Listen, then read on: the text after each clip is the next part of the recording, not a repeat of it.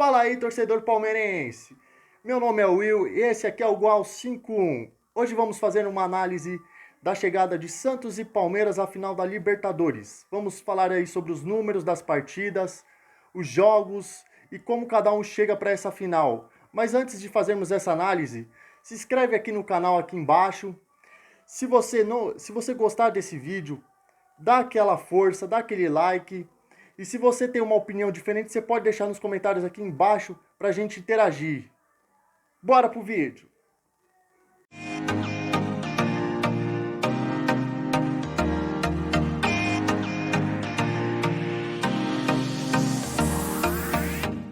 Fala aí, galerinha do YouTube. Tô aqui com meu amigo Zé. Pode ser Zé?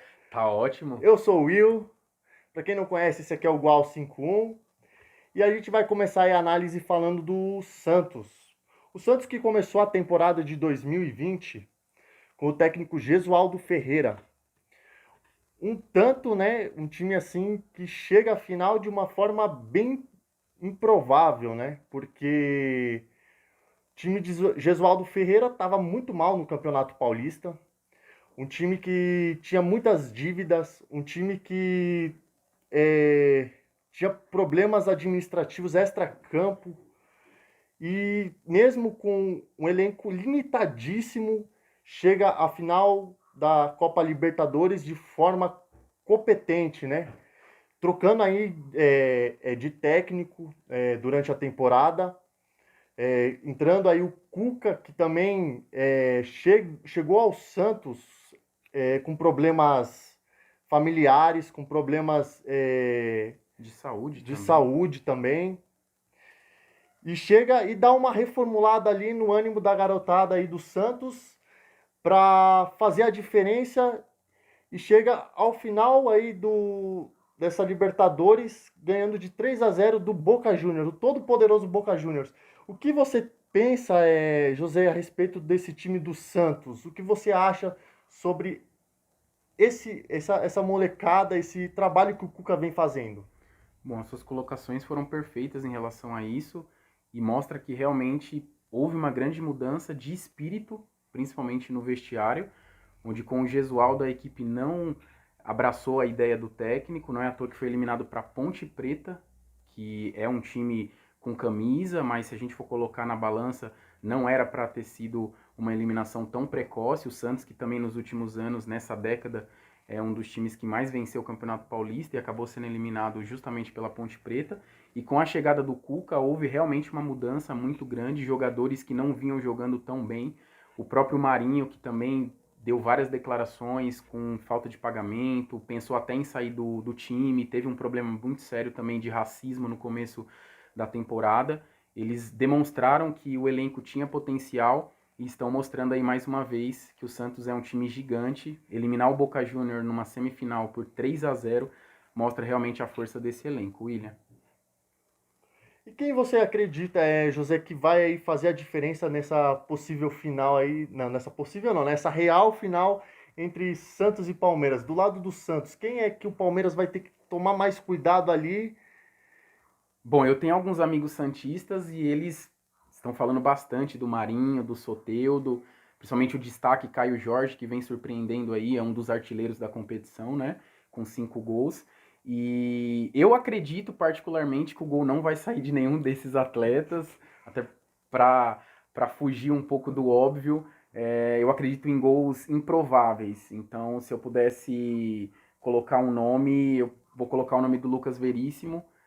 Claro que eu não estou torcendo para ele fazer o gol na final, De mas é um maneira alguma. zagueiro que vem se destacando, né, ao longo dos anos, é uma referência no time, como ele também já está de saída, acredito que para ele esse jogo tem um significado muito especial. Muito bom, muito bom. Gostei. Lucas Veríssimo, um bom nome. Na minha opinião, eu acho que o Palmeiras tem que tomar cuidado com o Diego Pituca, porque eu acho que também, afinal, não é o cara que vai fazer o gol da final. Geralmente, disputa de final, eu vejo muito cara que não aparece, de Sim. repente se destacar, de repente os caras não tá muito com a atenção focada num nome, tá todo mundo focado a zaga no Marinho, toda a zaga focada ali no Soteldo, pode ser que sobre para alguém aí diferente. E o meu nome é o Pituca. Eu acho que é um jogador que fez uma Libertadores aí diferente. Não é um grande nome, não é um jogador muito falado pela mídia, mas eu acho que ele é um muito bom jogador. E eu acho que o Palmeiras tem que tomar cuidado com ele, hein? Com o meio-campo do Santos, É um elemento principalmente. surpresa, né? É um canhoto, é um meio-campista, e além de ter um bom passe, um bom desarme, realmente ele tem um belo chute e isso pode surpreender sim pro lado do Santos, positivamente. Muito bom, muito bom. A gente vai falar aqui um pouquinho a respeito dos números aí do Santos na temporada da Libertadores da América de 2020. O Santos aí ele iniciou a fase de grupo jogando aí contra o Defensa e Justiça e venceu por 2-1 fora de casa. Na sequência aí pegou o Delfim dentro de casa, venceu por 1-0. O Santos então empatou com o Olímpia 0-0 dentro da Vila e depois teve aí o jogo de volta contra o Delfim fora de casa, vencendo por 2-1. Depois mais uma vitória fora de casa por 3-2 contra o Olímpia. E outra vitória 2-1 contra o Defensa e Justiça dentro de casa. São números impressionantes aí para a fase de grupos que o Santos conquistou aí.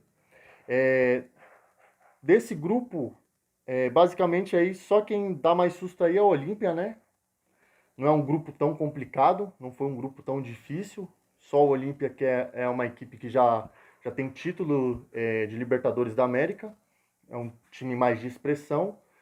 Mas o Santos aí fez bem o dever de casa e o dever fora de casa aí, porque na sequência aí engatou vitórias sem derrotas na fase de grupos. Tem algum comentário a fazer? Sim, destaque nesse grupo pro Defensa e Justiça, que apesar de não ter se classificado entre os dois primeiros, não foi para as oitavas de final, conseguiu a terceira colocação e logo em seguida também pôde participar da Copa Sul-Americana. E tivemos a final ontem, né, onde eles se sagraram campeões, é o time do Hernan Crespo. Então, destaque para o Defensa e Justiça que conseguiu essa terceira colocação e um título inédito também para a equipe. E surpreendente também, porque todos falavam do Olímpia, né, por ter sido campeão paraguaio, um time já de história, já campeão da Libertadores no início do século, em cima do São Caetano. Mas dessa vez quem se classificou foi o Delfim, que coincidentemente foi um dos adversários do Palmeiras também na fase de mata-mata. Já na fase aí de mata-mata, o Santos, na sequência aí, começou enfrentando nas oitavas a LDU, né? Vencendo fora de casa lá no Equador. Difícil, parada dura, Resultado sensacional que 2 a encaminhou a 1. classificação do Santos. Muito difícil ganhar da LDU na altitude. É um time cascudo, um time que deu muitos problemas. Os torcedores do São Paulo lembram muito bem disso. Estava no grupo também do River Plate e realmente jogar no Equador não é fácil. O Santos teve um baita resultado. Apesar de ter perdido a partida de volta, conseguiu esse gol fora, né? Os 2-1 acabou representando a classificação do Santos. E depois um banho de água fria aí. 1-0 LDU na Vila. Jogo muito perigoso para o Santos. Acredito que eles vieram com essa vantagem, podendo perder por 1-0, mas usaram muito o regulamento, não fizeram uma boa partida. A LDU teve chance de marcar o segundo gol, o que colocaria em risco a classificação do Santos. Mas mesmo com a derrota, 1-0 foi suficiente para passar para as quartas de final. E na sequência aí o Santos chega como não favorito, pegando aí uma pedreira brasileira aí contra o Grêmio. Mas mesmo assim, se superando, o Cuca aí promovendo aí um time alternativo no Campeonato Brasileiro, não entrando com força máxima e entendendo e fazendo bem a leitura do que queria na competição, né? Ele chega a perder feio aí para a equipe do Flamengo, né? Mas na sequência aí consegue um resultado positivo contra o Grêmio, 1-1 lá no Estádio Olímpico. Na partida de volta o Santos dá um chocolate aí, 4-1 na Vila Belmiro. Que moral, hein? Nem os mais otimistas dos santistas acreditavam nesse 4-1. Inclusive a partida de ida já demonstrou a força do Santos, não se intimidou frente à equipe do Grêmio. demonstrou um baita futebol, teve chances para vencer a partida. O gol do Grêmio foi sair já no final do jogo, nos acréscimos, e o gol fora também ajudou bastante o Santos a construir esse placar elevado de 4-1 já na Vila Belmiro. Destaque sim para o jogo de ida, o Santos fez uma bela partida, uma das melhores em relação à Taça Libertadores. Esse 1-1 foi pouco, o Santos merecia ter vencido lá em Porto Alegre. Na sequência da Libertadores aí, semifinal pega a pedreira argentina. Boca Juniors. Que clássico, hein? Um clássico. Camisa pesada para os dois lados. E mais uma vez o Santos jogou melhor. O placar é apenas um detalhe. Lá na Argentina o Santos também merecia a vitória. Finalizou melhor. Teve um pênalti não marcado, onde o árbitro nem consultou o VAR. E muito polêmico, né? Os santistas reclamam até hoje. Dependendo do placar da volta, poderia ter trazido problemas. Mas nem precisou. Mesmo o juiz não marcando o pênalti lá na Argentina, o Santos demonstrou um belo futebol, colocou o Boca Juniors no bolso e venceu por 3-0 também na Vila Belmiro. Então aí o Santos chega aí à final, com essa final de Libertadores da América, né? Com 8 vitórias, 3 empates e apenas uma derrota em toda a campanha da Libertadores 2020/21, com 20 gols pró e 8 gols sofridos. Com seu artilheiro Caio Jorge, 5 gols marcados. E com o calendário aí do Campeonato Brasileiro, vencendo aí o Botafogo por 2-1, perdendo para o Fortaleza por 2-0, e ainda tem um jogo contra o Goiás para ser realizado agora dia 24, que ainda não, que seria hoje, né? No momento que estamos gravando esse vídeo. Mas chega muito bem aí a final da Libertadores. Sem sombra de dúvidas. É claro que a partir do momento que você já sabe que está numa final de competição como essa, é muito complicado você virar essa chave. Então é natural que o Santos tenha algumas derrotas no Campeonato Brasileiro, até porque o foco total agora é na final da Libertadores. Conseguiu um bom resultado contra o Botafogo, sofreu demais nessa partida, mas é natural. Contra o Fortaleza já não fez uma boa partida, perdeu por 2-0, mesmo com a possibilidade de ter feito um gol de pênalti. Acabou desperdiçando essa possibilidade. Também esse jogo contra o Fortaleza, eu acho que está acontecendo muito o que já está acontecendo com o Palmeiras. Os caras virou a chave e o único pensamento agora é a Libertadores, é a Quem final. não quer jogar uma final como essa, né? Então, quem não chegou lá, né, que vai ficar vendo no sofá, né, são os corintianos e os são paulinos, infelizmente, né? Cutucada de leve, mas realmente é a verdade. Tem mais alguma observação a ser feita, Zé? Destaque para o Caio Jorge, né, com 5 gols. Não é um número expressivo pela quantidade de jogos. Isso mostra que realmente está muito distribuído e está muito equilibrado essa competição. O Palmeiras também tem 5 gols com o Rony e com o Luiz Adriano. O artilheiro ainda é o jogador com 8 gols. A gente vai verificar daqui a pouco quem é o artilheiro, mas não é o Caio Jorge, que tem 5. Mas isso mostra que realmente o time do Santos não tem uma grande estrela, né? Ele é realmente um time muito cooperativo e todos eles estão se destacando. O principal jogador a gente ainda pode acrescentar o Marinho, né? Vem fazendo a grande diferença. Mas ele ajuda também na parte defensiva. Então a bola tem chegado mais ao Caio Jorge e ele vem demonstrando um faro de gol impressionante. Com Marinho e Soteldo aí concorrendo a Homem América, né? Sensacional. Quem não quer esse anel, esse prêmio maravilhoso, é um prêmio individual, mas acaba coroando todo o destaque da equipe e eles realmente estão concorrendo a esse grande prêmio individual. Eu quero complementar, né? O Soteldo foi um jogador que a torcida do Palmeiras muitas das vezes especulou, né? No início da temporada, até para substituir nosso eterno camisa 7 Dudu agora, Dudu. porque para mim Saudades. ele já é eterno. Ele é eterno. Para mim é até chato, né, o Palmeiras chegar numa final de Libertadores sem o Dudu, né? Que tanto tempo segurou essa camisa, segurou o time nas costas e foi para frente, né? Mas ele faz parte desse elenco. Se você for analisar friamente, de 2014, 2015 para cá, o Palmeiras conseguiu montar elencos mais poderosos, com jogadores com muito destaque realmente, internacionalmente falando até, mas não conseguiu o título. E isso mostra que realmente o time estava amadurecendo, aprendeu a jogar competição, e depois de algumas eliminações seguidas para Boca Juniors, para o próprio Grêmio, finalmente chegamos nessa final depois de 20 anos, né? Agora a gente vai dar uma paradinha aí para um break e voltamos já já. Então voltamos aí, né, do break. E agora vamos falar e fazer uma análise aí a respeito do Palmeiras, né? O Palmeiras aí começou a temporada com Vanderlei Luxemburgo como técnico, aproveitando bastante a base palmeirense, uma promessa que era antiga, né, que venha se construindo desde 2015, na chegada do Paulo Nobre, no trabalho com o Paulo Nobre e na chegada do Alexandre Matos, de não trabalhar só o profissional, mas trabalhar as categorias de base, da qual já vem dando frutos aí, conquistando muitos títulos, inclusive mundial, né? Mundiais de subcategorias, e vem dando aí os resultados, né? E finalmente essa base teve espaço no profissional com o Vanderlei Luxemburgo. Gagliotti, Tia, Leila, né? Colocando aí,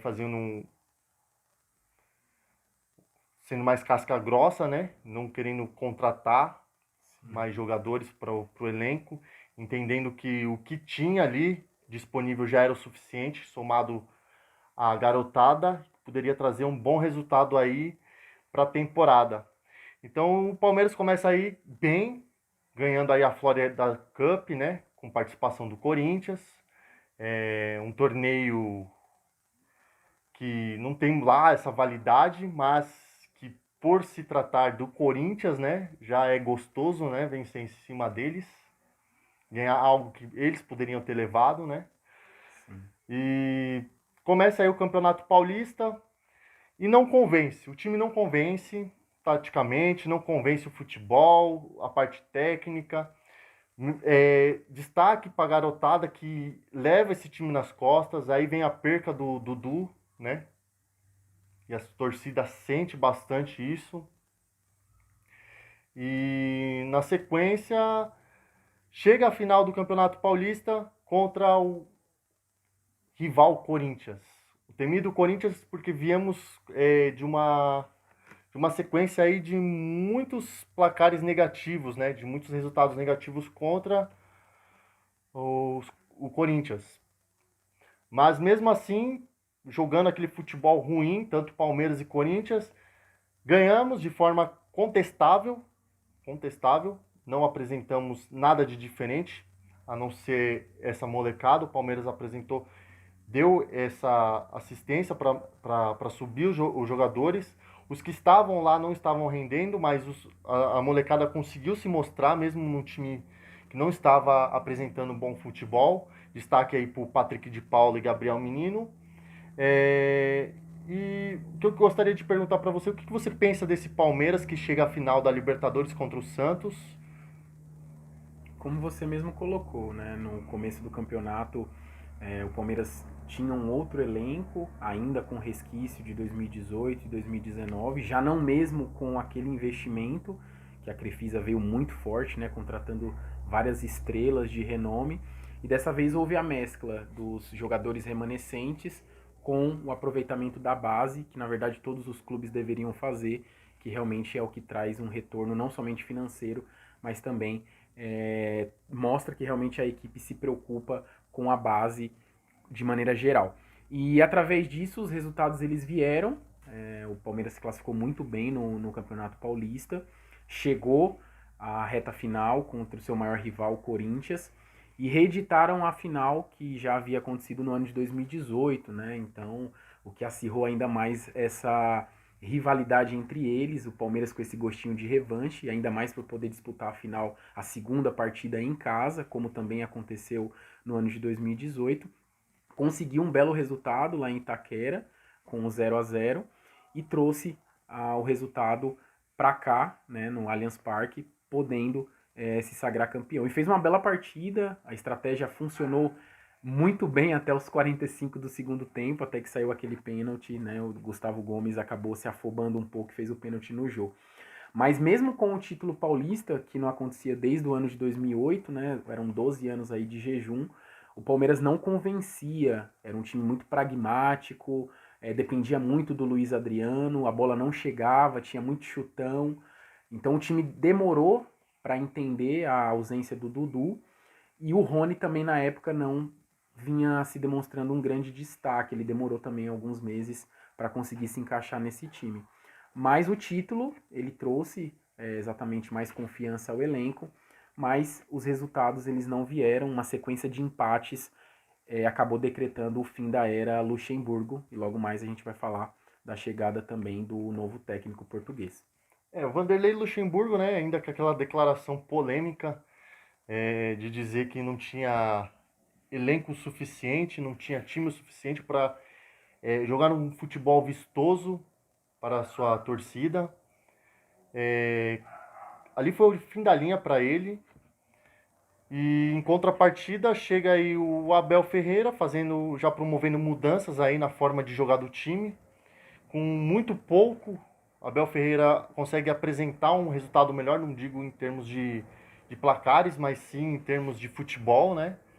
O time começa a convencer em campo. Mas o que você pensa, Zé, sobre esse time? Esse time é um time para ganhar Libertadores? Esse time você olha e fala assim, esse, por exemplo, vamos pegar o Rony que foi contratado no início da temporada. Você, nos seus melhores sonhos, você imaginaria o Rony sendo o cara para se colocar no mesmo patamar que o Paulo Nunes? Olha, pergunta bem complicada. Acredito que cada um tem a sua importância, né, na sua época. É claro que o Paulo Nunes foi um jogador importantíssimo na história do Palmeiras, como de tantos outros clubes. Além de ser um cara muito folclórico, né, sempre dava ótimas entrevistas, além das confusões. É um cara muito bom de resenha e demonstrou isso também dentro de campo. Conforme a gente já havia dito no início, o Rony demorou para se adaptar nesse time do Palmeiras, muito pelo esquema tático, e a questão da confiança acaba interferindo muito. Não teve problema de adaptação como jogadores que chegam da Europa, ele jogava no Atlético Paranaense, e o Palmeiras também mudou o gramado, então seguiu muito essa linha da Arena da Baixada, então nesse aspecto ele não pôde reclamar, era mais questão tática mesmo, de confiança, de sequência de jogo. Mas o Palmeiras ele veio demonstrando com o Abel Ferreira um futebol mais competitivo. O Abel Ferreira já com essa base, essa escola europeia, não é à toa que ele eliminou o time do Jorge Jesus na prévia da Champions League, né, com o PAOK, eliminando o Benfica. E ele veio já numa reta de mata-mata, né, onde o Palmeiras enfrentou o Ceará em uma das fases da Copa do Brasil e demonstrou um belo futebol, ganhando de 3-0 no Allianz Parque e levando o resultado lá pro estado do Ceará, no empate com 2-2. Então, algumas mudanças elas já começaram a acontecer, não somente em termos de resultado, mas também o time parou com aquela sequência de empates, né, que era o que irritava muitos torcedores. O Palmeiras empatava muito com o Luxemburgo, e com o Abel Ferreira o time começou a vencer e convencer, que era o que a torcida mais esperava. O time taticamente ficava muito preso ali no esquema onde parecia que todo mundo ficava muito recuado, ninguém atacava, o time não agredia o adversário. Isso incomodava bastante a torcida palmeirense. E isso veio a mudar com a chegada do Abel. Vamos falar agora um pouquinho sobre os números, né, do Palmeiras Vamos lá. na Libertadores, né? O Palmeiras inicia aí a Libertadores com um grupo bem fraco, né? Muitos comentaristas aí do meio do futebol aí falando que o grupo do Palmeiras era balela, né? Ruim, e realmente era ruim. E começa aí fazendo o dever então de casa, né? Na fase de grupos o Palmeiras aí foi enfrentar o Tigre, venceu por 2-0. Aí voltou e jogou contra o Guarani do Paraguai em casa, 3-1. Enfrentou o Bolívar fora de casa, 2-1. Enfrentou o Guarani do Paraguai fora de casa, 0-0. E meteu um 5-0 em casa contra o Bolívar. Ainda em casa, venceu de 5-0 o Tigre. Resultados assim que mostram realmente quão fraco eram os adversários do Palmeiras no grupo, mas o Palmeiras não tem nada a ver com isso, fez o dever de casa e se classificou bem e convencendo de certa forma, né, com os resultados. Mais uma vez a melhor campanha dentre tantos times na fase de grupos. O Palmeiras comprovou a liderança, mais uma vez com um futebol um pouco mais vistoso. Não é à toa que em alguns jogos conseguiu resultados bem expressivos, e principalmente na altitude, como contra o Bolívar, que é um time muito tradicional, com aquele golaço do Gabriel Menino, que acabou levando ele para a seleção brasileira logo em seguida. Isso comprova que realmente o elenco já estava entendendo a pegada da Libertadores, porque são em partidas assim como essa que realmente mostra se o elenco está preparado ou não. E foi exatamente isso que o time demonstrou, fez o dever de casa, terminou a fase de grupos de maneira invicta e já assegurando a primeira colocação geral, que foi fundamental também no decorrer da competição. Algo que já vem acontecendo aí já nos últimos anos, né? É o Palmeiras dominar essa fase de grupos, né? Sim. Não é a primeira vez que o Palmeiras, com a Crefisa, né? Desde a era Crefisa, chega aí ganhando tudo na fase de grupos, sendo a melhor campanha, né? Se eu não me engano, 2017, 18 e até mesmo 2019, o Palmeiras foi sim a melhor campanha da fase de grupos. Já na fase de mata-mata aí nessa edição da Libertadores, o Palmeiras então foi encarar o Delfim, time aí que enfrentou o Santos, né, na fase Exato. anterior. Time também Palmeiras favoritaço, né, como a mídia colocou, mas o Palmeiras não tem nada a ver com isso. Sim. Então enfrentou o Delfim lá, ganhando por 3-1. E na volta em casa, Chocolate de novo, 5-0, Exato. mostrando que o poderio ofensivo dessa equipe. Na sequência, enfrentou o Libertad do Paraguai. Esse Libertad do Paraguai é um time interessante para mim. Eu não digo que ele seja um time fraco, né? Como alguns colocaram. Eu acho que é um time até razoavelmente bom. Eu achei que até que o Palmeiras teve mais complicações até com o Libertad do que qualquer outro time aí, até mesmo com o River. Se for ver nas duas partidas, porque a primeira partida o Libertad endureceu o jogo pro Palmeiras, empatando aí 1-1. E nos demais anos aí o Libertad já vem aí jogando um futebol aí interessante aí para Libertadores, né? Sem dúvida. E na volta, no jogo de volta, o Palmeiras mostrando de novo seu poderio ofensivo dentro de casa, Chocolate 3-0 em cima do Libertad. E no jogo que o Palmeiras não era favorito, em que os holofotes aí se voltaram ao River Plate favoritaço, mídia colocando ele como o bicho-papão da chave, né? Realmente. E, mas o que eu quero destacar aqui, o que eu acho interessante, enquanto de um lado, aqui no Brasil, alguns colocavam o River Plate como esse bicho-papão, lá na Argentina, em contrapartida, colocavam o Palmeiras como o grande bicho-papão. Se você olhasse os comentários lá argentinos, os argentinos já viam o Palmeiras como o grande bicho-papão da Libertadores. Para a gente fazer uma análise aí mais minuciosa. Então o Palmeiras lá na Argentina enfia 3-0, Chocolate, jogando o futebol mais maravilhoso que eu vi nos últimos anos aí. Partida dos sonhos, né? Os palmeirenses Algo incontestável vão que guardar para aconteceu. sempre essa vitória. E em contrapartida, depois, um banho de água fria em cima do torcedor palmeirense. Teste para cardíaco. 2-0 River Plate, com uma secadeira do São Paulino, corintiano, flamenguista, gremista, e aí vai, santista, todo mundo sentou a bunda no sofá e conseguiu fazer com que o Palmeiras aí não jogasse nada, absolutamente nada. Mas mesmo assim, palmeirense, eu mesmo no dia desse jogo eu coloquei a cadeira na frente da televisão quando estava 2-0 e falei, eu vou tirar com os olhos, porque o coração não dá mais. E tiramos Partida emocionante. teste para cardíaco. Sem dúvida. Destaque antes de falar sobre Palmeiras e River, que realmente foi uma grande semifinal, digna de dois clubes muito fortes, mundialmente falando, e principalmente aqui na América do Sul. Contra o Delfim, essa primeira partida, ela marcou a fim da era Ramírez, né? Não vai deixar saudades pro torcedor palmeirense.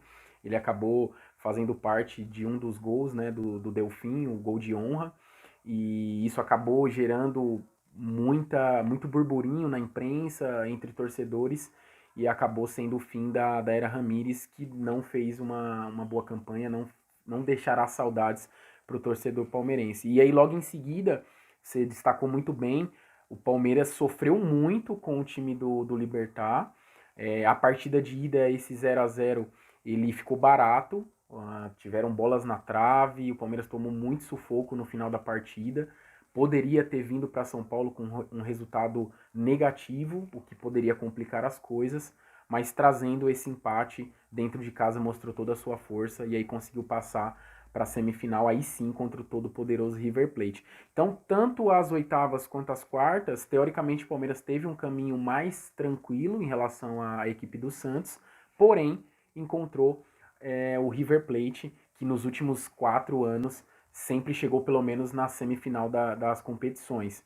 E mais uma vez demonstrou toda a força, toda a competência, com aquela partida de 3-0 lá na Argentina, uma partida praticamente perfeita, onde o Palmeiras conseguiu anular as principais jogadas do River Plate e foi muito contundente no ataque. Todas as vezes que o Palmeiras chegou, conseguiu guardar e aí realmente trouxe uma grande vantagem para São Paulo. Vantagem suficiente para garantir, mesmo com a derrota, a única até o momento na competição por 2-0. Assegurou mais uma final aí pro Alviverde imponente. Merecida a classificação. Podem até contestar, mas foi merecido. Azar dos rivais que não tiveram competência de chegar na final, que não tiveram competência aí. Um foi eliminado na pré, né? Libertadores, o outro foi eliminado, acho, na fase de grupos, aí perdendo para um time que eu nunca ouvi falar na minha vida. Mas é isso aí. Palmeiras então encerra aí a campanha aí da Libertadores, chegando à final com 9 vitórias, uma mais que a do Santos, 2 empates e apenas uma derrota. Campanha gloriosa, Digna de campeão. digna de campeão. Não sei se vai ganhar, aí é outra história, tá? Não é zica, né? Que senão depois vão colocar aqui nos comentários que estamos zicando. Não estamos zicando nada aqui, tá? É 50% a final. Sim, não tem favorito. Não tem favorito. 32 gols a favor. Melhor campanha de ofensiva sem Disparada. contestar. Uma defesa que sofreu somente 6 gols, sendo que 2 delas foi pro River Plate. E seus artilheiros aí, cada um com 5 gols. O Rony Esse Rony ainda vai dar o que falar, e o viu? Luiz Adriano. Você já falou aí a respeito um pouco do Rony. Eu gostaria que você falasse um pouco aí sobre o Luiz Adriano. O papel dele nessa final. O Luiz Adriano, como centroavante do Palmeiras, ele vem demonstrando toda a categoria, né? Ficou anos na Europa, no início da carreira também passou pelo Internacional. E ele tem um faro do gol, né? Ele chega na cara e não treme. Ele realmente tem categoria, já tinha feito gol na final contra o Corinthians de cabeça, então ele tem tanto a cabeçada como ponto forte, principalmente a perna direita. Então a colocação dele é muito boa, dificilmente ele fica impedido. E querendo ou não, ele puxa a marcação, ele faz um pivô muito bem feito e acaba gerando espaços para os companheiros que acabam chegando pelas laterais e também por trás. Então, destaque sim pro Luiz Adriano, vem demonstrando um belo futebol e é um dos artilheiros da competição aí junto com o Rony. Essa parede que ele faz é muito interessante. Na partida que ele fez, acho que foi contra o Corinthians agora, 4-0. Sim, perfeito. Eu acho muito interessante esse esquema onde colocam o Luiz Adriano aí para fazer a parede e você coloca o William flutuando. Eu acho que seria uma opção muito, muito boa aí até talvez para a final. Eu acho que É uma surpreenderia. alternativa. Eu acho que surpreenderia o Santos, né? Chegar lá com algo diferente lá. Às vezes o Cuca tá esperando lá um Rony, Sim. um Gabriel Veron, um Wesley da vida. E você chega com o Luiz Adriano fazendo a parede e o William flutuando. É uma alternativa, e é claro que isso vai depender muito de como o Cuca vai fazer a leitura de jogo e também qual será o placar ao longo da partida, até porque estamos falando de uma partida única, né? Desde o ano passado, aliás, desde 2019, com a final Flamengo e River Plate, a Taça Libertadores vem sendo disputada com a partida única. Então não dá tempo de aguardar a segunda partida. Então geralmente a primeira partida é um pouco mais travada, os times se analisam muito, mas agora não tem essa. É tudo ou nada, tem que deixar tudo em campo no dia 30, porque realmente vai se sagrar o campeão dessa temporada 2020-2021. Agora, duas perguntas. Quem você acredita que vai bagunçar mais a defesa do Santos? E quem você acha que vai fazer o gol do título? Palmeirense em caso do Palmeiras vencer, gente. No Olha, caso, eu tô colocando 50% para cada lado. Não tem essa de favoritismo, não. sim, sim. Da mesma maneira que eu acrescentei no vídeo anterior, falando do Lucas Veríssimo como destaque no Santos, podendo ser esse cara da final, é claro que o Rony tem papel fundamental nesse time, ele pode ser o cara que vai quebrar essas linhas, que vai para cima mesmo da defesa.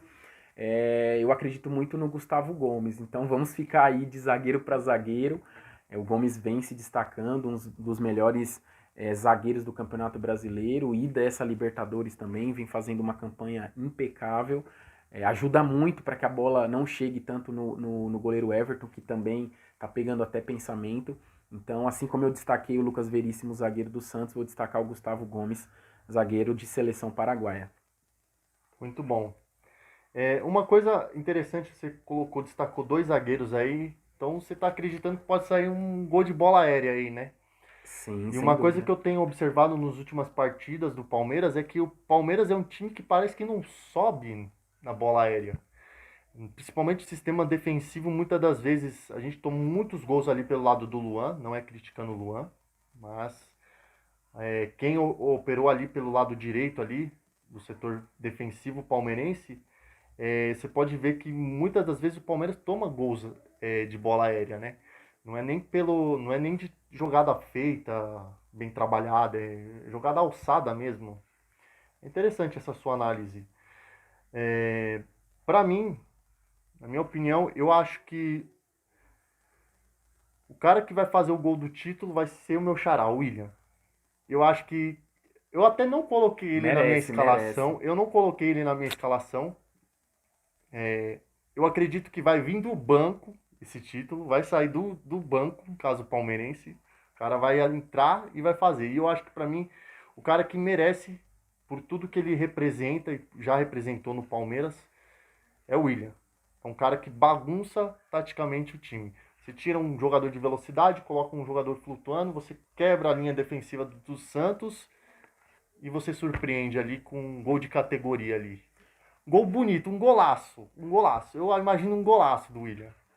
Perfeito, é um belo destaque, até porque o William também é um dos remanescentes dessa equipe, é um dos líderes e é mais um daqueles jogadores que não é midiático, não é um jogador que se destaca pelas entrevistas, come pelas beiradas, mas sempre que entra dá o seu melhor.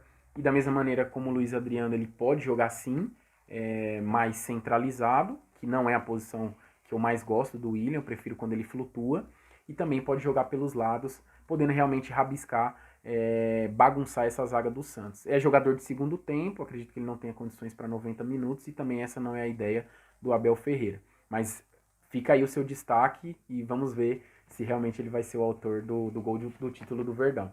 E para encerrar essa análise aí que a gente propôs, vamos falar aí, você vai dar a sua opinião, eu vou dar a minha opinião, de Sim. como Abel Ferreira deve escalar o time do Palmeiras para essa final.